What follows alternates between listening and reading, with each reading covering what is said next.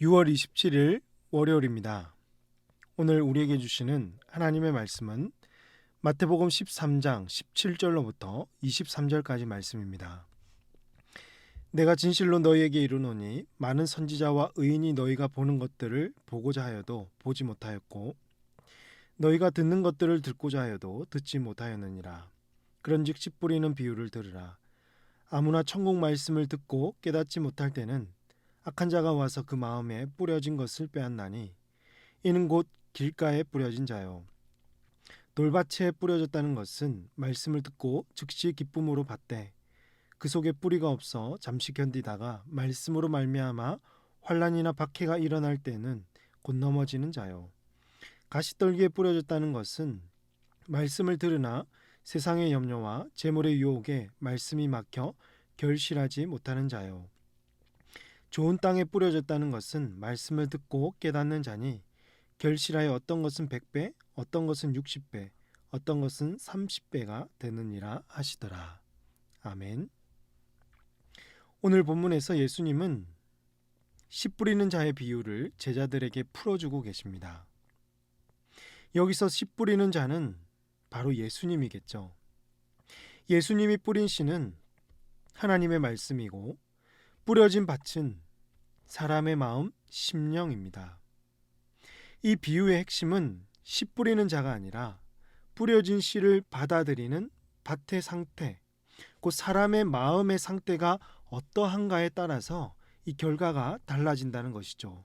모두에게 똑같은 씨를 뿌렸습니다. 하지만 모두가 같은 반응을 보이지 않은 것은 그 밭의 상태에 따라서 달라졌다는 것입니다. 그러므로 오늘 주시는 말씀을 통해서 우리의 밭은 어떠한지, 앞으로 어떤 밭을 가지고 있어야 할지를 살펴보는 은혜의 시간이 되기를 주님의 이름으로 축복합니다. 첫 번째는 길가입니다. 먼저 이 마태복음 13장 4절 말씀 보시면 뿌릴새 더러는 길가에 떨어짐에 새들이 와서 먹어버렸고라고 했습니다. 길가에 뿌려진 씨는요, 뿌리를 내리지 못한 것은 물론이고 전혀 밭에 심겨지지도 않았습니다. 그리고 오늘 본문 19절에 보니까 예수님은 천국 말씀을 듣고도 깨닫지 못한 상황이라고 말씀하고 계시죠. 복음을 듣고도 깨닫지 못하여서 말씀을 가볍게 여기고 말씀을 우습게 여긴다는 것이죠. 결국 이들의 운명은 19절 계속 보시면 악한 자가 곧 사단을 가리키죠. 악한 자가 와서 새들처럼 뿌려진 씨를 낚아채어 간다는 뜻입니다. 이것이 길가입니다. 여러분은 말씀을 결코 가볍게 여기지 않으시죠? 그렇습니다. 여러분, 말씀은 결코 가볍지 않습니다. 새들이 와서 먹어버릴 만한 가치 없는 것이 아닙니다. 우리가 믿는 복음은요, 예수님께서 생명값으로 세우신 값비싼 복음이며 이 복음이야말로 가장 소중하고 귀하게 여겨야 할 줄로 사랑하는 성도 여러분 믿으시길 바랍니다. 두 번째는 돌밭입니다. 5절 말씀 보시면요, 더러는 흙이 얕은 돌밭에 떨어짐에 흙이 깊지 아니하므로 곧 싹이 나오나. 6절 말씀, 해가 돋은 후에 타서 뿌리가 없으므로 말랐고 라고 되어 있습니다. 돌밭의 특징은 무엇입니까? 일단 흙이 있으니 싹이 나옵니다. 그러나 흙이 깊지 않기 때문에 뿌리를 내리지 못하고 해가 나와서 타서 말라버리는 거죠. 이에 대해서 예수님은 해석하기를 20절, 21절 말씀 보시면 돌밭에 뿌려졌다는 것은 말씀을 듣고 즉시 기쁨으로 받되 그 속에 뿌리가 없어 잠시 견디다가 말씀으로 말미암아 환난이나 박해가 일어날 때에는 곧 넘어지는 자요라고 되어 있습니다. 즉 처음에는 복음을 듣고 기뻐합니다. 자신의 인생이 복음 때문에 뭔가 새로워질 것 같은 기대와 소망으로 가득 찹니다. 그러나 아무리 시간이 지나도 변화가 없으니까 기쁨은 쉽게 사라지는 거죠. 말씀의 뿌리가 없으니까 환난이나 박해가 찾아오면 쉽게 넘어지는 것입니다. 결국 돌밭은 어떤 상태일까요? 복음을 오해한 것이죠. 예수님이 전한 복음을 듣지 않고 자기가 믿고 싶은 복음을 믿다가 그게 아니니까 축복과 성공이 아닌 환난과 박해가 찾아오니까 쉽게 넘어지는 것입니다. 그렇습니다. 오늘 우리는요, 내가 믿고 싶은 복음을 믿으면 안 됩니다. 복음을 오해해서는 안 됩니다. 우리는 예수님이 전한 복음을 믿어야 할 줄로 사랑하는 성도 여러분, 믿으시길 바랍니다. 세 번째는 가시떨기입니다. 7절 말씀 보시면 덜어는 가시떨기 위에 떨어짐에 가시가 자라서 기운을 막았고, 예수님께서 이를 해석하시기를 22절입니다. 가시떨기에 뿌려졌다는 것은 말씀을 들으나 세상의 염려와 재물의 유혹에 말씀이 막혀 결실하지 못하는 자요라고 했습니다. 즉 가시떨기와 같은 밭은 말씀을 듣고 뿌리도 좀 내리고 제법 자라기도 했습니다. 그러나 그 밭 주위가 다 가시떨기로 가득 차 있는 것이죠. 여러분, 가시떨기란 무엇일까요? 세상의 염려와 유혹거리죠. 그의 마음은 온통 세상의 염려와 유혹으로 가득 차 있기 때문에 열매가 열려야 할 때 그 열매가 열려야 될 그 시기가 지났는데도 열매는커녕 이 세상 벽에 계속 부딪혀 버리니까 더 큰 염려에 사로잡히고 영적인 수확은 사라져 버리는 것이죠. 어떻게 보면 이 세상을 살아가는 성도에게 제일 많이 보일 수 있는 밭이라는 것입니다. 그러나 정말 예수님이 전한 복음의 가치를 알고 천국 소망으로 가득 찬 성도들에게는 세상의 염려가 있을 수가 없죠.